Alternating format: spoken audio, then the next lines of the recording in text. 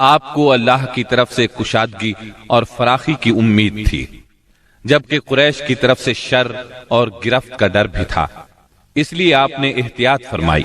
مکہ معظمہ کے قریب پہنچ کر ہیرا میں ٹھہر گئے اور اخنس بن شریک کے پاس ایک آدمی بھیجا کہ وہ آپ کو پناہ دے، مگر اس نے معذرت کر لی کہ وہ حلیف ہے اور حلیف پناہ نہیں دے سکتا۔ پھر آپ نے سہیل بن عمرو کے پاس یہی پیغام بھیجا، مگر اس نے بھی یہ کہہ کر معذرت کر لی کہ اس کا تعلق بنی عامر سے ہے اور ان کی پناہ بنو کعب پر لاگو نہیں ہوتی۔ اب آپ نے مطعم بن عدی کو پیغام بھیجا۔ مطعم کا دادا نوفل بن عبد مناف نبی اکرم صلی اللہ علیہ وسلم کے جد اعلی ہاشم بن عبد مناف کا بھائی تھا، اور عبد مناف قبیلہ قریش کی سب سے معزز شاخ تھی۔ چنانچہ مطعم نے جواب میں ہاں کر دی اور خود اپنے بیٹوں کے ساتھ ہتھیار بند ہو گیا اور آپ کو بلوا بھیجا۔ آپ تشریف لائے، مسجد حرام میں داخل ہوئے، پہلے خانہ کعبہ کا طواف کیا، پھر 2 رکعت نماز ادا کی، اس کے بعد گھر تشریف لے گئے۔ اس دوران میں مطعم بن عدی اور اس کی اولاد نے مسلح حالت میں آپ کو اپنے گھیرے میں لیے رکھا، اور مطعم نے قریش میں اعلان کیا کہ اس نے محمد صلی اللہ علیہ وسلم کو پناہ دے رکھی ہے۔ قریش نے اس کی اس پناہ کو منظور کیا۔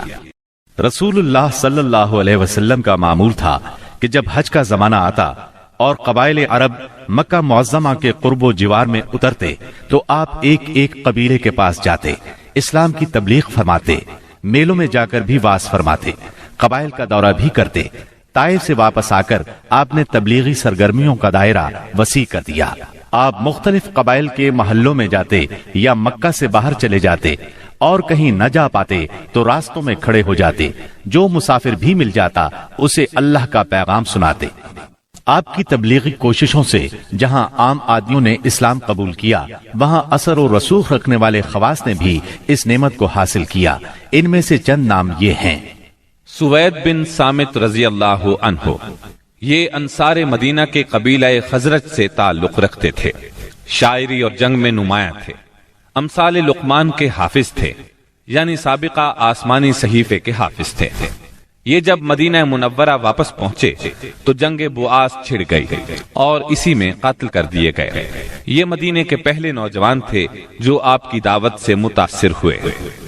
ایاس بن معاذ رضی اللہ عنہ، مدینہ منورہ کے مشہور قبائل اوس اور خزرج کے خونریز مارکوں میں قبیلہ اوس کو شکست ہوئی، اور اوس کے معزز لوگ قریش مکہ کے پاس گئے کہ خزرج کے مقابلے میں انہیں اپنا حلیف بنا لیں۔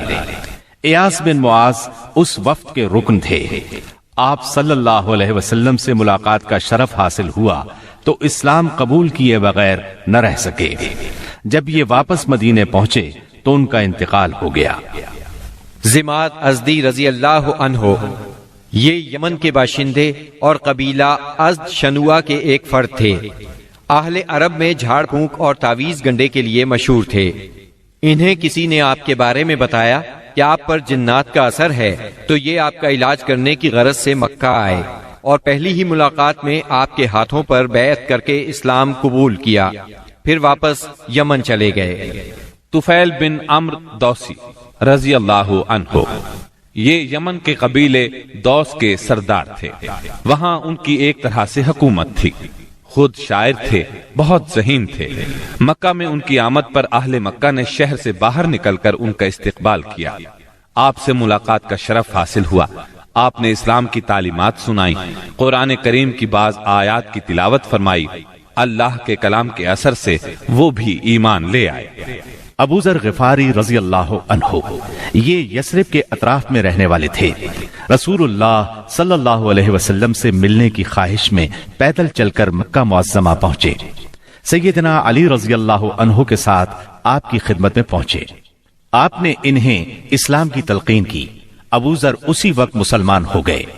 آپ نے ان سے فرمایا، ابو ذر، ابھی اس بات کو پوشیدہ رکھو اور اپنے علاقے میں واپس چلے جاؤ۔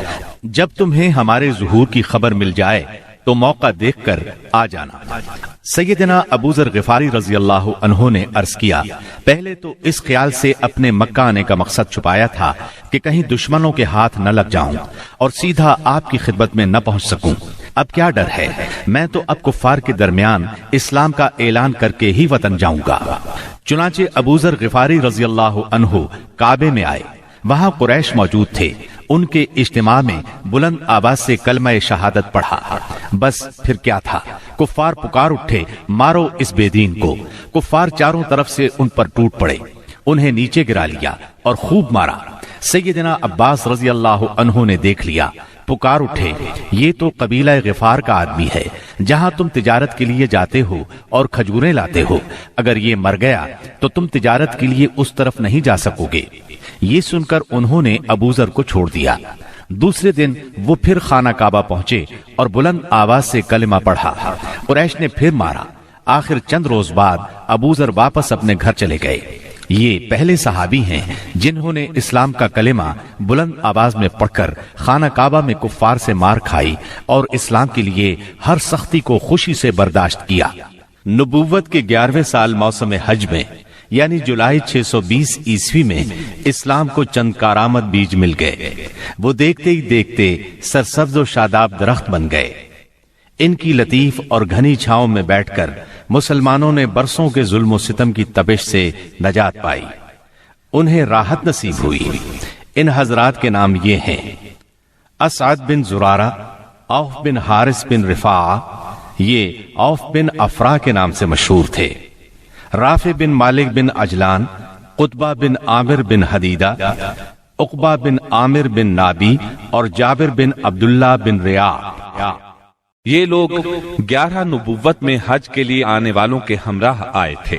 चुनाचे ये लोग मिना की घाटी में रात के वक्त बातें कर रहे थे कि रसूलुल्लाह सल्लल्लाहु अलैहि वसल्लम का गुजर उस तरफ से हुआ। आपने आवाज सुनी तो उनका रुख किया। उनके नजदीक पहुंचकर फरमाया, आप कौन लोग हैं? वो बोले, हम कबीला खजरज का एक गिरोह हैं। आपने फरमाया, यानी यहूद के हलीफ? वो बोले, हाँ, आप ठीक समझे। इस पर आपने फरमाया, तो फिर क्यों ना आप हजरात से बैठकर कुछ बातचीत की जाए। उन्होंने कहा, जरूर, क्यों नहीं, तशरीफ रखिए।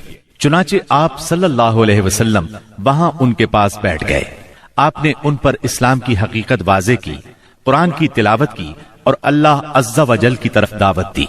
इस पर उन्होंने एक दूसरे से हैरान होकर कहा, देखो, ये तो वही नबी मालूम होते हैं जिनके हवाले से यहूद तुम्हें धमकियां दिया करते हैं, कहीं वो इस्लाम लाने में पहल न कर जाएं। चुनाचे उन हजरात ने फौरन ही इस्लाम कबूल कर लिया। फिर उन्होंने कहा, हम अपनी कौम को ऐसी हालत में छोड़कर आए हैं कि किसी और कौम में उन जैसी दुश्मनी नहीं है। बस अगर अल्लाह ताला उन्हें आप पर इकट्ठा कर दे तो उनके लिए आपसे मुअज़्ज़ज़ कोई नहीं होगा। फिर उन्होंने वादा किया, हम दीन की दावत देंगे, आइंदा साल हज के मौके पर फिर आपसे मुलाकात करेंगे। और फिर जब ये लोग वापस मदीना मुनव्वरा गए तो अपने साथ इस्लाम का पैगाम भी ले गए। चुनाचे वहां घर घर इस्लाम का चर्चा होने लगा।